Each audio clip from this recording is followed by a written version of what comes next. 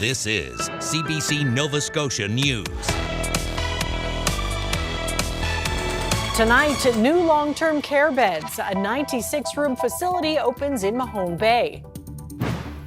Baloney bonanza. A Cape Breton contest has the beloved deli meat flying off the shelves. And meet the Mount Uniacke saddle maker who's been honing his craft for decades.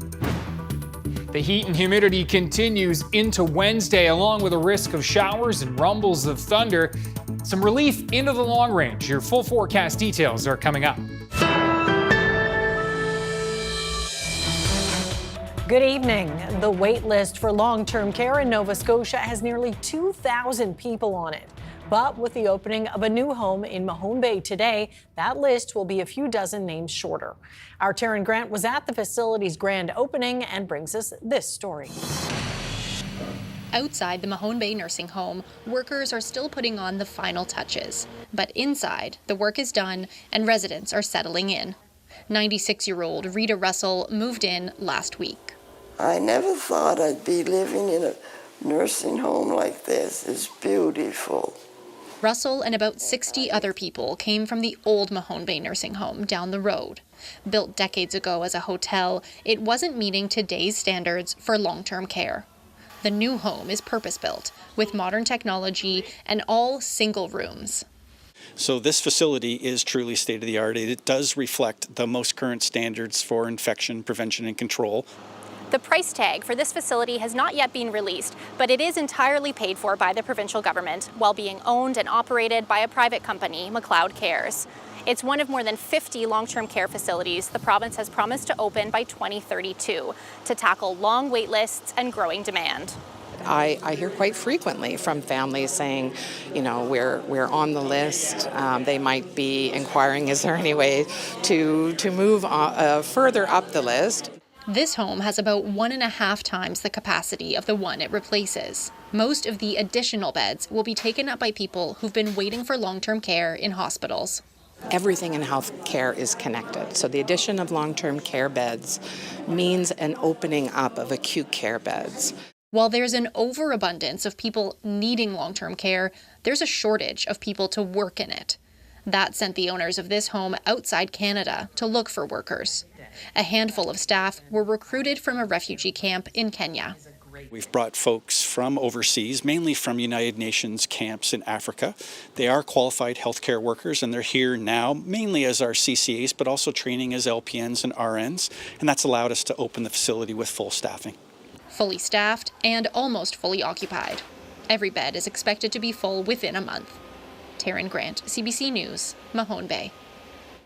Canada's premiers are telling Ottawa to stay off their turf.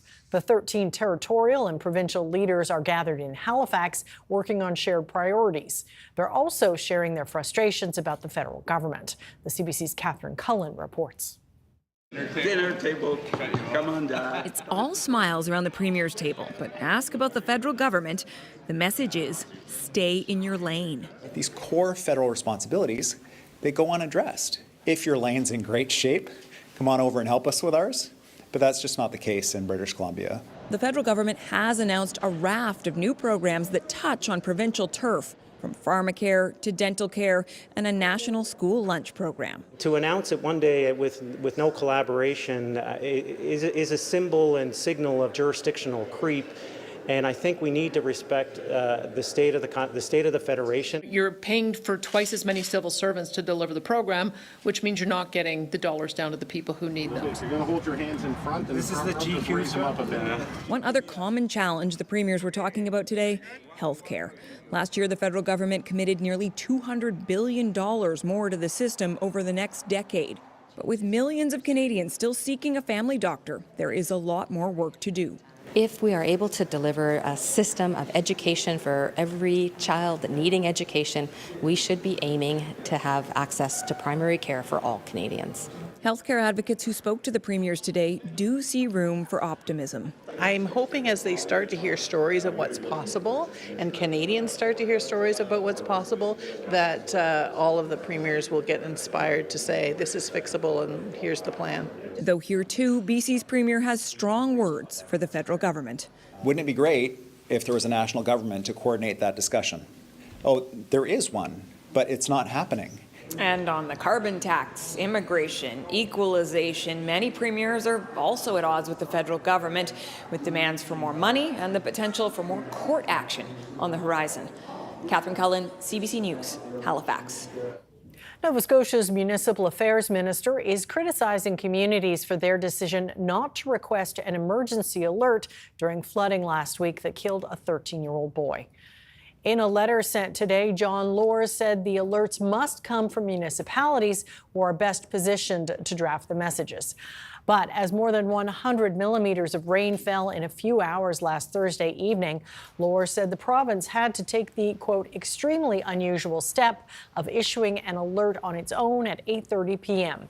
That was 3 hours after reports of impassable roads and homes, and an hour after RCMP received the call about a youth disappearing in Wolfville. Lohr said as the province works on legislation to modernize the emergency alert system, he's expecting municipalities to be more vigilant in issuing alerts.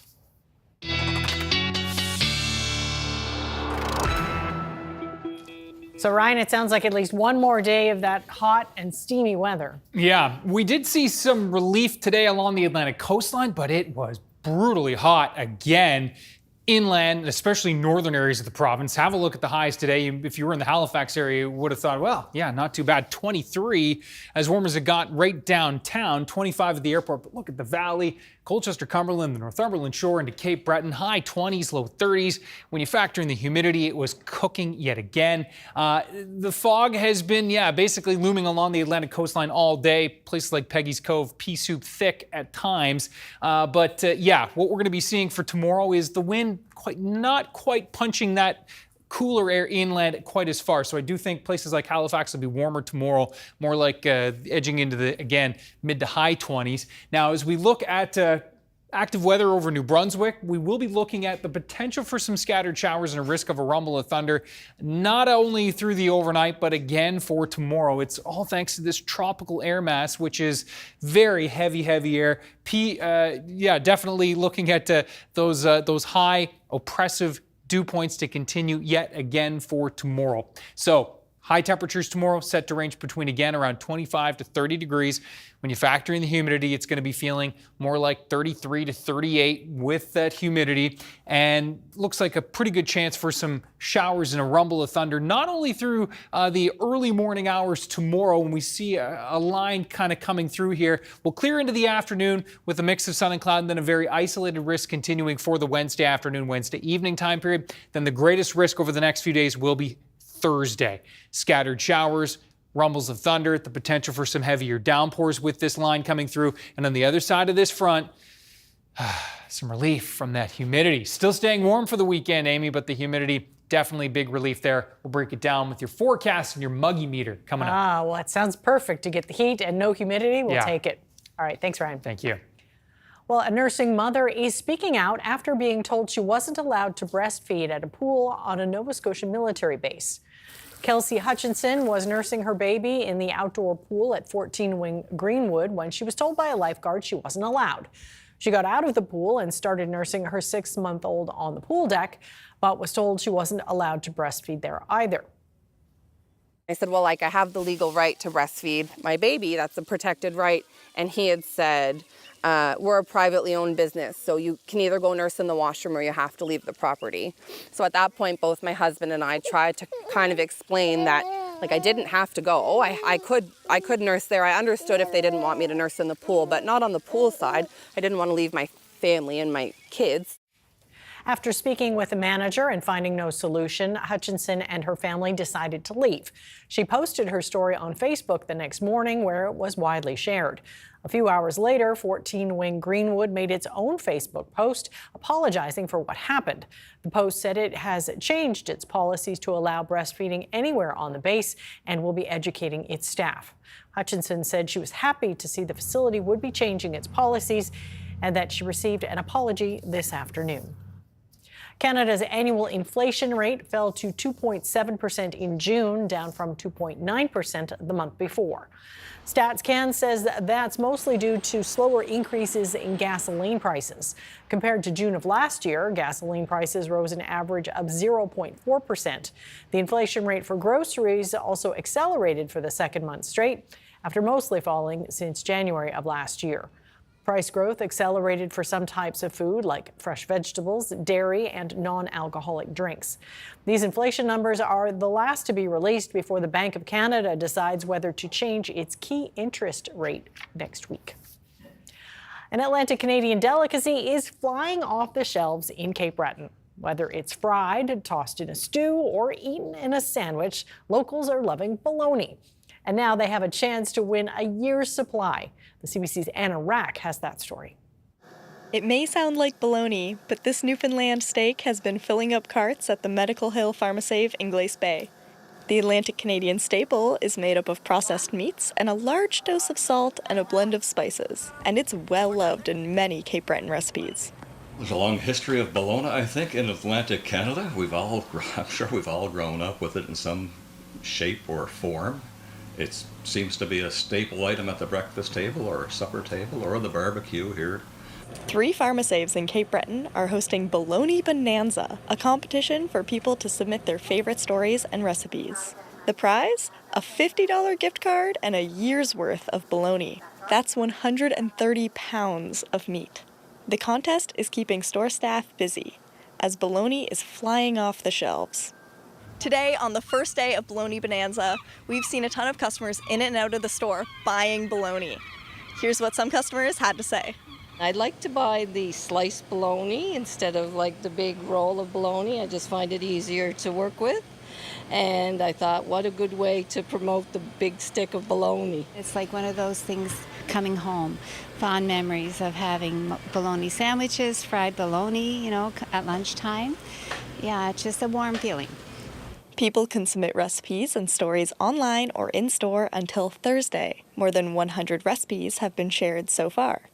Well, so far we've seen bologna pizza, bologna casserole, bologna soup, bologna tacos, bologna and cheese. It's all over the board. While bologna might also mean nonsense, Baloney Bonanza is happening for a good cause. Later this fall, the recipes will go into a cookbook centered around the infamous deli meat. And 100% of book sales will be donated to local food banks. Anna Rack, CBC News, Glace Bay. Well, saddle making has been a labor of love for James Brown for decades. The Nova Scotia man has grown an international following for his intricate designs and custom leatherwork. Have a look. Well, I've been a leather worker since I've been a kid. I had a shop in Dartmouth.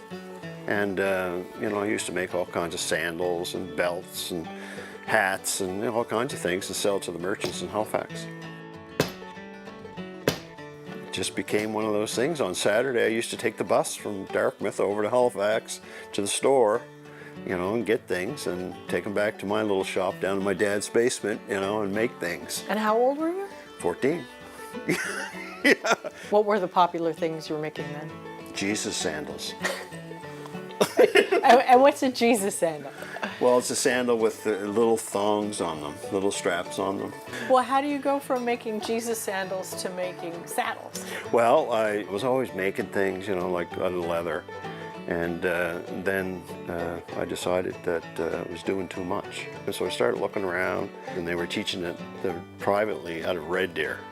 So, I kind of called the guy up and talked to him, and it sounded so fun, right? So I said, well, let's do it, right? So I just went out west and studied saddle making. Went around to different saddle makers that were there at that time. Most of them were quite old. And, I got to spend, half a day or a day with them. Yeah, it was a really good experience. It was kind of like a trade school in a way.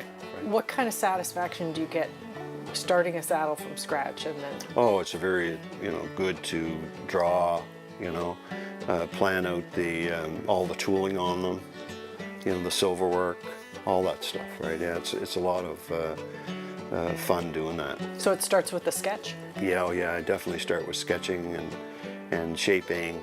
Like every piece on the saddle is molded, You know, I've made upwards of 100 saddles now. That's all my patterns for every saddle that I ever made. So, you know, I have all the drawings too. Do you have a favorite one? I do have a favorite one. This will probably be that one right up there. Look. See that picture? It was the first inlaid seat I did. And it's done with ostrich hide. This one here is 20 years old too, this saddle.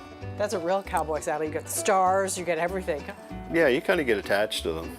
The last one I sold went to a lady down in Bridgewater, I guess. And it was a hard saddle to let go because, you know, it had the inlaid seat and it had a lot of nice tool. I did it all in flowers. But, you know, they're using it. And you got to let it go sometime, right? oh, yeah. Yeah. You got to let them go. Yeah. I make a lot of handbags and messenger bags and duffel bags and belts. I make a lot of belts. I make belts every day, pretty much. Most of these tools here I've got are all handmade. Ellis Barnes from Alfreda, Arizona made all these tools for me. He used to call on the phone and he was a talker. He'd always talk. And he said, I got some more tools for you. And I said, okay. He said, what do you want? And I'd just say, well, just send them all, Ellis. And he said, okay, if you don't like any, send the ones back you don't like. I've never ever sent any tools back to him. How far afield have the saddles gone? Germany, Switzerland. Yeah, that's about farthest, I think, yeah. I like working in the shop every day. It's at my own pace. And yeah, it's been a lot of fun here. It doesn't feel like work. I think I still got a few more years in me yet. Well, I think I'm just going to go until I don't go anymore. There's a big demand for the work I do.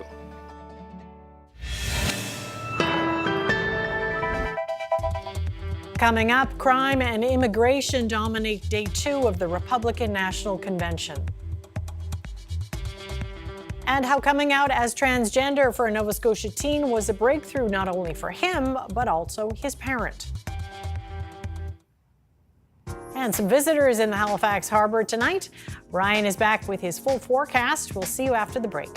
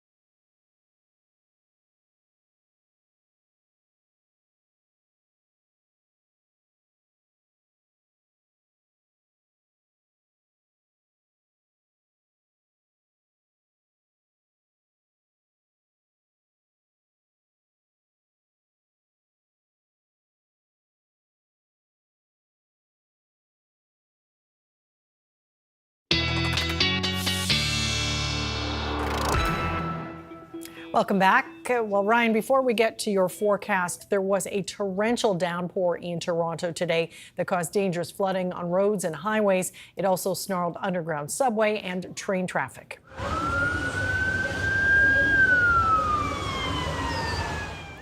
Flooding forced the closure of parts of a major highway connecting to downtown Toronto.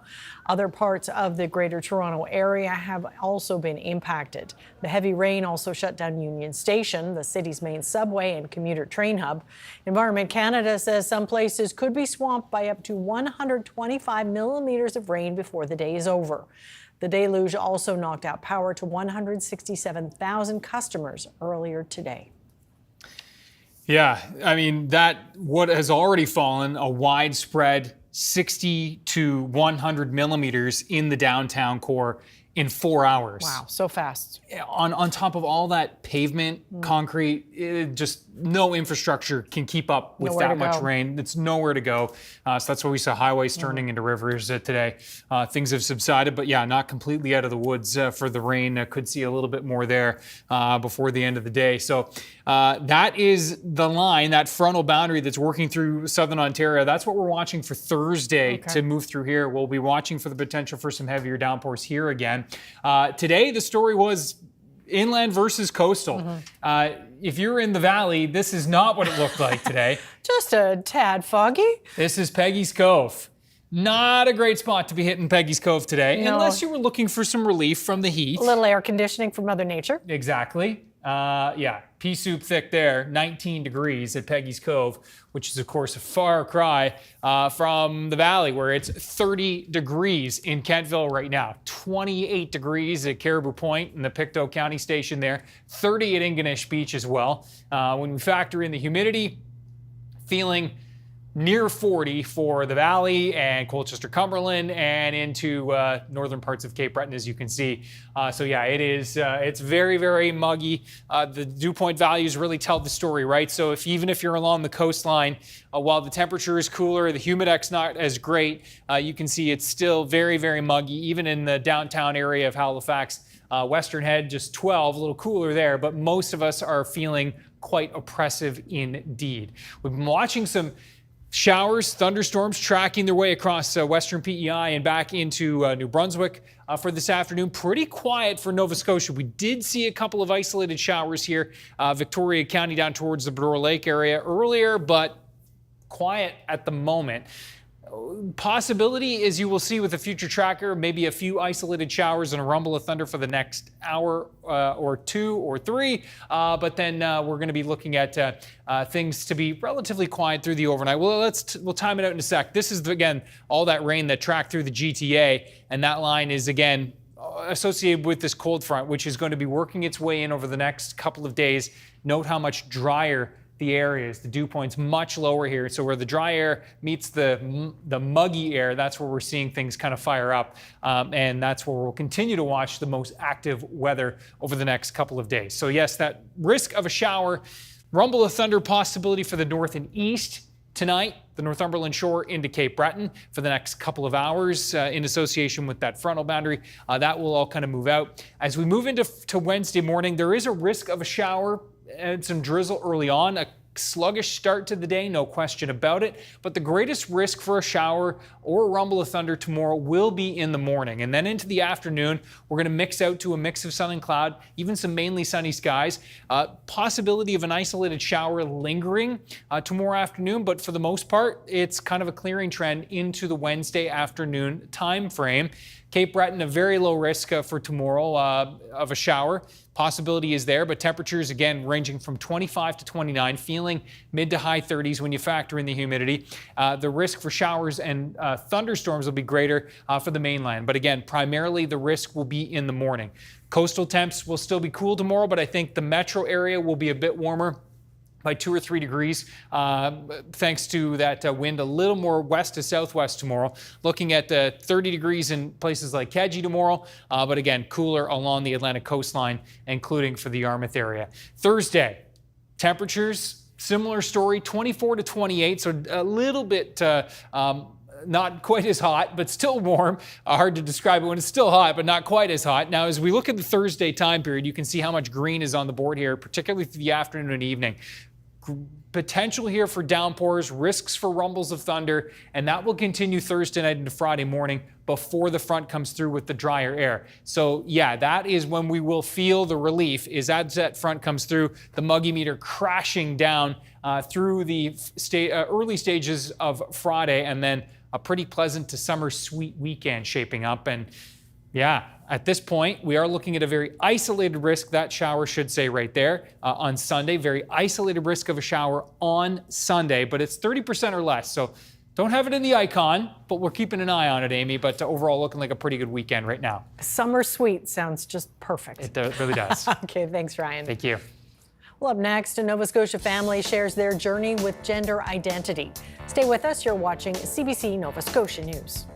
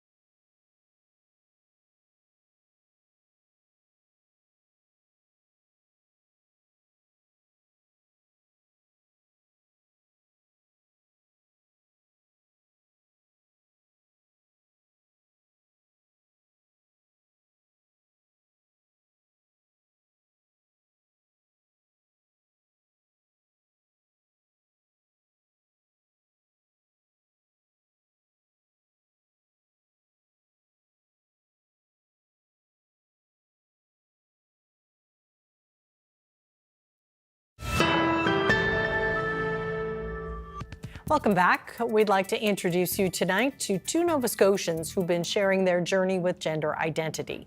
Alex Ripley is the non-binary parent of two adult children who are also transgender. Alex's revelation about their own gender identity happened after their kids came out. They spoke to CBC News about their family's experience. Your little cheeky face, like, look at you. My God, buddy. Here's the dress. Yeah. That's the physical copies. Yeah. But I've got those in electronics. But yeah, you just loved to be fancy. It didn't matter what gender was related to that. You just wanted to dress up sometimes, which I do too.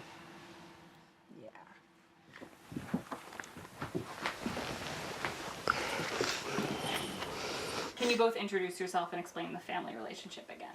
Yeah, so my name is Alex Ripley, and I'm Rowan's parent. And I'm Rowan Almond, and this is my parent.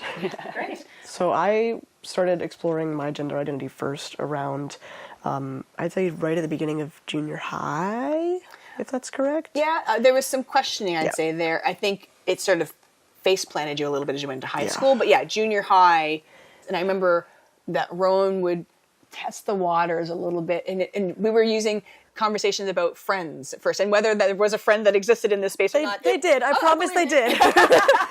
But it was like, hey, Mum. And again, I was Mum then, and still am Mum in terms of how Rowan has known me growing up. Yeah. But it was, I've got this friend, and they're kind of wanting to wear a chest binder, but they're not comfortable asking their family to help them buy it, and they need it for cosplay. I didn't know what I wanted for myself at all. Like I didn't want it to be the case because it's not like somebody wants to go through life-altering things. It's exhausting because it's so much easier if it's just a child, playing pretend. That's easy. Yeah. You play pretend until you don't want to, and then you're you good. stop. Yeah. That did not get better for you. It's not like that. Yeah.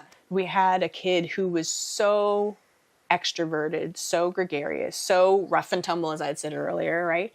And I was sort of seeing that kid being erased.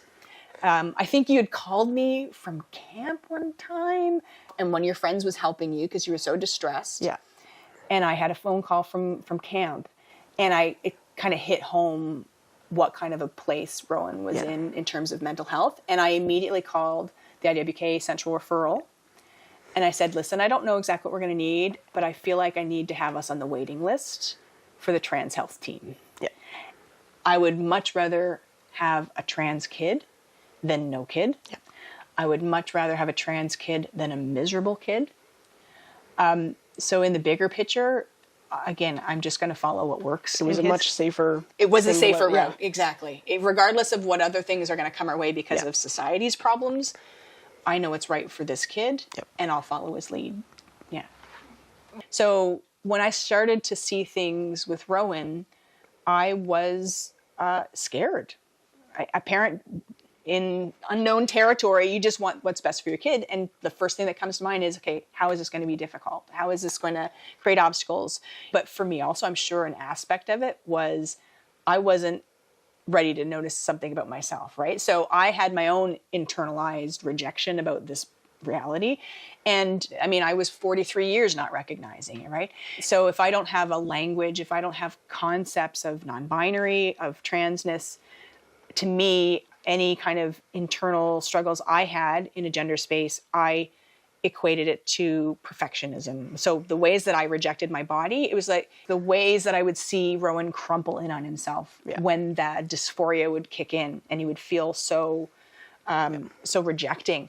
I was like, I know that feeling. When I would start to see Rowan open up, and then I would start to feel it for myself. When I would start to lean into concept of gender nonconformity and maybe dress a little more androgynous and see how that felt. Or when my wife bought me a tank top that said boyish, I was like, oh, that's cool, that's quaint. And then when I tried it on, I just sobbed. And you don't know where that's coming from, right? There's no rational, analytical piece that can connect the dots directly. But when you have an emotional reaction, to me, I had to start listening to that. I mean, now that you've gone through a transition, how are you feeling now, today? Normal. Like some people, when they transition, they have that feeling of euphoria, of I'm finally who I think I am, but I never really had that. Yeah. It was less euphoria and just relief. We didn't take a plane when we went to go to the surgery, we drove. And every now and again we'd have to stop at a gas station, and even if it was just a quick bathroom break, I would have to change into my binder in the car to go in. And it was sweltering. Even if it was in Quebec, and I didn't know anybody, and everyone spoke French, and I couldn't speak with them, I'd never see any of them again, I couldn't face them without it on. And those moments were the only thing that actually got me through the surgery, because otherwise I would have just been like, I don't need it. I'll hide in the basement for the rest of my life. I'll just be fine. I'll be so shut down. Yeah. So like I had top surgery last year. I'm like, so buddy, how'd it go? What do you walked this path before me. Right? Any recommendations? So yeah, he gets to be my mentor in some way, which is fabulous. Yeah. It's very valid for people to have concerns, to be afraid of the things that they don't understand. Everyone just wants their kids to be safe. Yeah. But this is a way a kid can be safe. Changing clothes is not that big an issue. Even not cutting your hair, but styling it more masculine or feminine ways, getting bows, getting clips, putting your hair up, put a baseball cap on, any little thing just to see how it feels. It's worth it. There's no harm in trying. You just have to try. Yeah. Yeah. Yeah, he paved the way for me. So I have such gratitude there, because I don't know that I would have ever gotten to a place where, one, I could recognize it in myself, or that I could get to a place of like, it doesn't matter how old I am. Let's just live my life and be happy, right? So his example has meant everything to me in terms of that, right? And thanks. You're welcome.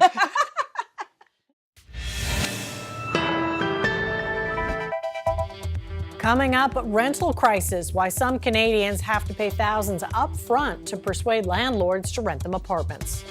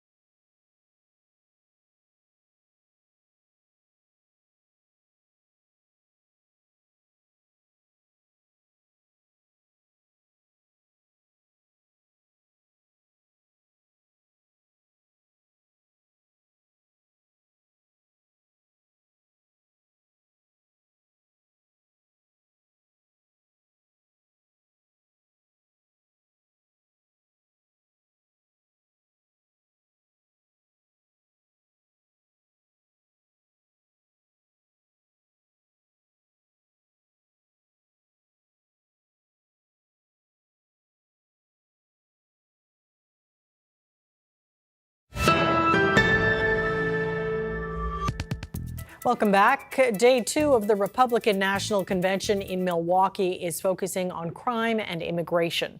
It's also a show of unity with Donald Trump's former challengers for the GOP nomination taking the stage. Chris Reyes has more from Milwaukee. We cast our delegate votes for the next president of the United States, Donald J. Trump, and his vice president, J.D. Vance. With Donald Trump now officially nominated, with his VP pick, J.D. Vance, now on the ticket, and after a night in which both men were given a rousing welcome, the Republican National Convention enters day 2 in full campaign mode. In true Trump fashion, Tuesday's theme summed up in a slogan: Make America Safe Again. Focusing on President Joe Biden's border policy, a highlight on illegal immigration, also the rise in violent crimes experienced by cities post-pandemic. The slate of speakers include big Republican names, Ted Cruz and Ron DeSantis, plus Trump daughter-in-law, Lara.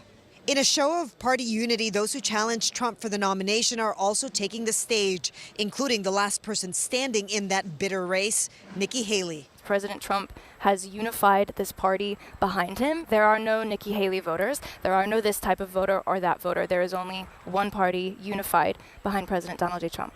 Outside the convention arena, Trump supporters say the party's agenda resonates. Restoring the respect to law and order, restoring respect to police officers, securing our border.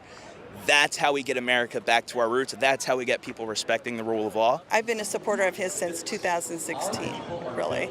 And I think he's probably we finally got somebody that's listening to us and wanting to hear how to help. This convention is building up to 2 big speeches, first from newly minted VP pick J.D. Vance, and then from Trump himself, who will officially accept his party's nomination from that podium on that stage. Chris Reyes, CBC News, Milwaukee. An Israeli airstrike on a UN-run school in a Gaza refugee camp has killed 23 people and wounded as many as 100, according to the Hamas-run health ministry. Palestinian officials say the UN relief agency school was being used to house displaced families, and some of the victims were children. Israeli military claims it had attacked a group of terrorists operating inside the school. Israel says it took steps to mitigate the risk to civilians. Israeli forces battled Hamas-led fighters in several parts of Gaza today. There's no new research about opioids that are given to patients when they leave emergency rooms. Specifically, the safety concerns that come when the number of pills prescribed is more than needed. Megan Fitzpatrick has more on the potential consequences. A life-changing motorcycle accident years ago cost Graham Lord the use of his arm. I ripped my C5, 6, 7, partial 8 out of my spinal cord. I have severe chronic nerve pain. When he was given an opioid prescription for his pain, the size of it surprised him. Off I went to the pharmacist. Handed it to him, they handed me a month's worth. And then, Lord feels lucky he didn't get addicted. Had I got the pleasurable side, I don't know what would have happened. Like, it's scary almost. Finding the right balance in opioid prescriptions is the focus of a new study in the Canadian Medical Association Journal. How many to prescribe and for how long. You have to give the right amount at the beginning to make sure you can have good pain management and no unused or very little unused. Unused pills can be misused or abused. The study involved more than 2,000 patients who went to emergency rooms for fractures, back and stomach pain, and other non-chronic conditions. After being discharged, patients kept track of the pills they consumed. On day 1, 67% took an opioid. By day 14, just 12% did. In all, thousands of pills went unused. Patients with abdominal pain took fewer opioids than those with back pain or fractures. To reduce the number of unused pills, the study suggests pharmacists start by dispensing only half of a prescription. A patient could go back for the rest if needed, and if it's not filled in a certain time frame, it could expire. This study really stirs an important discussion in Canada to consider that opioids, yes, they're effective, yes, we need them, but how do we make sure we distribute them in the safest manner possible? The study authors say the research should help guide ER doctors as they make critical judgment calls, especially as Canada grapples with opioid addiction and overdose crises. Megan Fitzpatrick, CBC News, Toronto. Newcomers to any big city can face daunting challenges. And in Canada's extremely tight housing market, finding a place to live is an immense problem. And in Toronto, renters can find themselves fronting thousands of dollars to convince landlords that they are reliable tenants. The CBC's Lisa Shing has that story. Her small one-bedroom apartment in downtown Toronto costs Lorena Portugal roughly $2,300 a month in rent. But when she was first trying to find a place, she paid a lot more up front, 4 months worth. Obviously, it shakes your stability. Portugal and her boyfriend moved to Toronto from Peru 10 months ago and expected this to happen. Friends had told them stories of landlords suggesting payment of 6, even 12 months all at once. You don't have an option. Because if you mention, hey, I can't afford to pay you 4 months in advance, okay, just then look to another landlord or to another building. Rafaela Cruz heard it from several real estate agents. In our case, he was telling us, you don't have credit score, you don't have a job in Canada.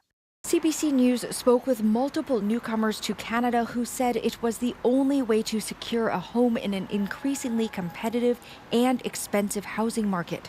In Ontario, it's illegal to ask for more than first and last month's rent, but there's a gray area. There's nothing stopping a tenant from offering to pay 5 months, 6 months, 7 months up front. Some lawyers say many landlords are trying to protect themselves against the risk of tenants failing to pay, but that means the most vulnerable won't have a place to live. If you think about refugee claimants, they take the hardest of the cake because they are the ones that are coming from displacement. They're the ones that might come with very precarious mental health and financial conditions. Renters in Ontario can complain to the province's landlord and tenant board, but there's a months-long backlog to get a hearing, let alone a decision. So many are opting to do what they can to get a roof over their heads now. Lisa Shing, CBC News, Toronto. Visitors to Montreal's Trudeau Airport can now see new displays promoting Indigenous tourism and culture. It's part of a 3-year partnership with Indigenous Tourism Quebec. Those involved in the initiative say it is long overdue. Simon Nekoneshki has more. More than 21 million passengers move through this airport every year, and a lot of them are tourists. But up until now, there was nothing to alert them to some of the most unique tourism experiences in Quebec, those offered by the cultures who have lived here the longest. I think it's pretty sad. I think it's about time, and it shows that Indigenous people, that we're working hard, that we're out there, we're advocating for ourselves, and we're creating partnerships, and people are waking up now. For the first time, the airport is promoting Indigenous tourism to its clientele. This step is modest, a series of lit-up panels with the names of Indigenous peoples in Quebec, plus photos, cultural artifacts, and greetings from different nations in their languages. But the airport says more interactive offerings are on the horizon. The goal is to provide more cultural and artistic offer in the terminal, which could lead to boutiques, which could lead to restaurants. We try to use real fur, perch. José Leblanc runs a business that's part craft workshop, part museum in Ouachat near Sept-Îles. She says by focusing on tradition and authenticity, she can provide something special to visitors. And it's very interesting. I see them eyes when they get out to my business and they say, wow, where I can see something other and where I can learn something like that. Several airlines that serve Indigenous communities in Quebec already fly out of Trudeau Airport. So when it comes to tourists, getting there isn't as much of an issue as getting to know what those communities have to offer. Simon Nakonechny, CBC News, Dorval. Wild bird populations in the U.S. and Canada have declined nearly 30% since 1970. But there's one bird that is bucking that trend.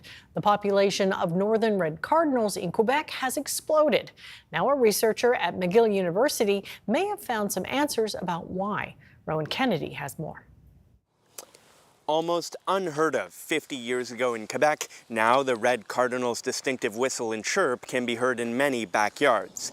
Quebec's Bird Atlas says its population grew a whopping 700% between 1990 and 2014, and incredibly, its population has exploded in Quebec more than anywhere else in North America.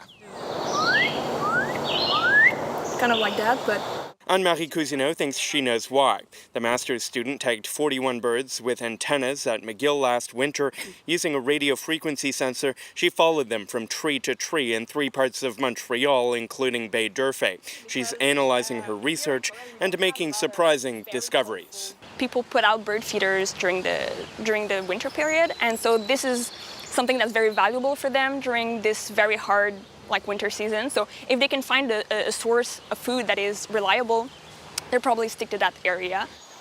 This is a good example of what she's talking about. This Baie d'Urfé resident has set up a bird feeder in their backyard. Cousineau says that makes it easier for cardinals to stay here over the winter. She also says urban sprawl and climate change are having a positive effect on the cardinal population. So it's becoming more warm, and so it allows the birds to stay with us, and they have a reliable food source, so this is probably one of the main factors that made them stay. The cardinal's powerful beak is perfect for seeds. The male has a bright red coat and a black face. Females have a lighter orange coat. The cardinal's population in Quebec is concentrated in the southern part of the province. Other birds are thriving in Quebec, like geese and turkeys, but that's not the case more generally. A 2019 landmark study out of Cornell University found that bird populations have declined 29% since 1970. It's difficult for certain species to boom back. Not all species are as easily adaptable as something like the northern cardinal. Even though the results of Cousineau's research are not definitive yet, it's one of the first studies that could possibly explain the red cardinal's increase in population in Quebec. She plans to continue her work next winter. Rowan Kennedy, CBC News, Baie d'Urfé. The Olympic Village in Paris is getting finishing touches before thousands of athletes start arriving in the coming days. The site includes a fitness area, a doping control center, and even a club to relax in. Here is a quick tour. We're going to have 14,250 residents. So it's more than 9,000 athletes that are staying in a village and around 6,000 officials that are coming with them during the Olympics. The main dining hall is in a former electric factory. We will put 3,200 seating in there and serve 40,000 meals. They have all the facilities, so we can actually put in there the basketball, the fencing, the wrestling, or the weightlifting inside the studios. So for these athletes, they will just have a few hundred meters to do to go directly to their training site. So the cover itself, it's easily removed like this. And then our mattress is composed of 3 blocks, and each block has different firmness on each side. You can see this is a soft, moderate, firm, and extra firm.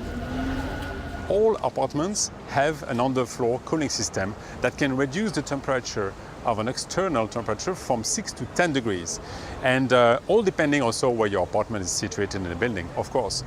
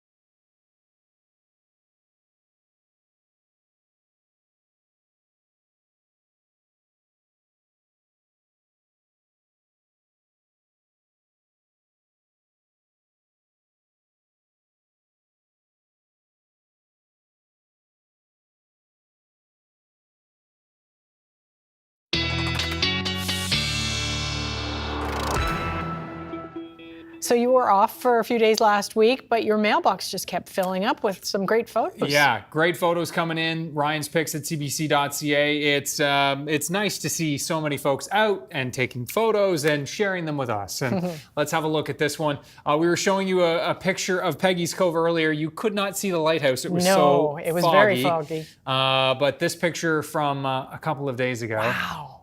Looking a little nicer there. That's a postcard right there. Yeah. Gorgeous. Perfect.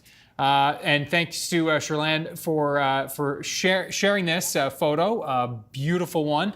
And thanks for reaching out. Ryan's Picks at cbc.ca, as we said.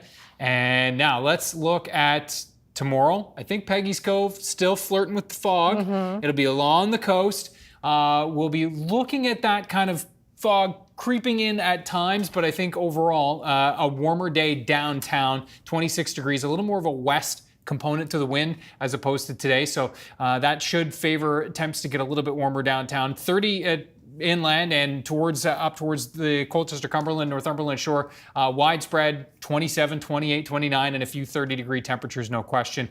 We'll be looking at a similar story on Thursday, kind of a widespread 24, 25, 26, 27, 28, firmly into the mid to high 20s. And again, both days we're going to be feeling into the mid, edging into the high 30s when you factor in the humidity. The good news is there's some relief in sight. Look at that drop off.